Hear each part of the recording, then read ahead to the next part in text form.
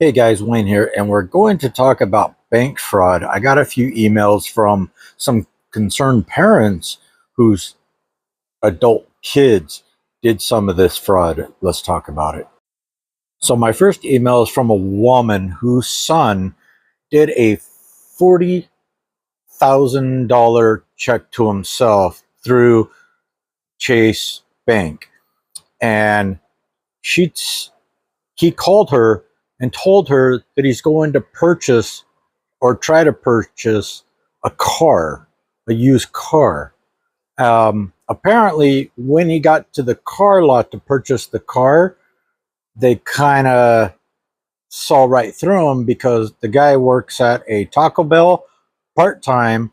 He makes less than $12,000 a year, and he's trying to purchase a $30,000 vehicle. So, needless to say, his credit didn't come up to par. They couldn't give him a loan on the vehicle, even though he had this extraordinary amount of cash on hand or in his bank or whatever it was. And yeah, he left flat with no vehicle.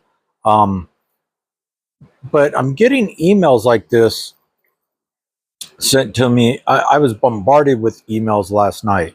For instance, one lady contacted me to tell me to share it with you guys that her daughter had put in a $30,000 check into her bank, which was Chase. And that evening, when she came to her mother's house, she had brought over $10,000 worth of clothing and merchandise to her mother's home where she lives. Her mother said, "Wait a minute, you don't even have a job, that would pay you that much money to have this merchandise. Where did you get all this merchandise?"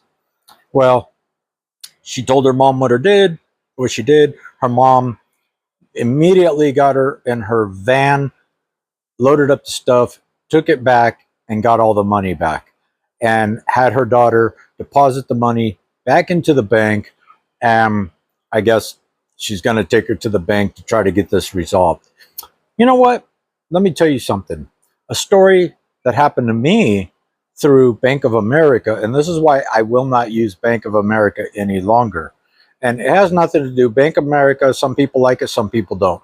But here's my story. Back in 89, I had deposited my work check into the Versatel on a Saturday because I couldn't get there Friday because I was working. So Saturday, I deposited my work check and I pulled out a $20 bill. Um, of course, I needed to pay rent, so I couldn't spend the rest of that money. But I pulled out a $20 bill so I can go buy me some groceries. Yes, groceries back then were really cheap. For $20, you could eat for a few days on that. But Monday rolled around 9 o'clock in the morning. I get a phone call at the house where I stay um, from Bank of America. Bank of America tells me, "Please come in. We need to talk to you about a deposit." I said, "Okay." So I got dressed. I took a shower, got dressed, went to Bank of America.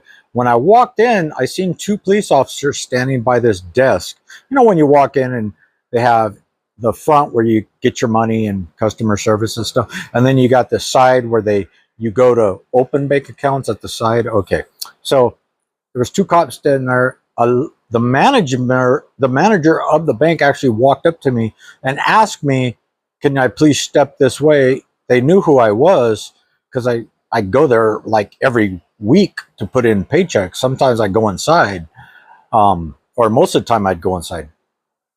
And I said, "What's the problem?" And they said, "Well, did you deposit a check Saturday?" I said, "Yes, I did. It was about 8 o'clock at night, though. Um, is there a problem with this?" And they're like, "Well, we have the transaction, but we don't have the envelope or the check.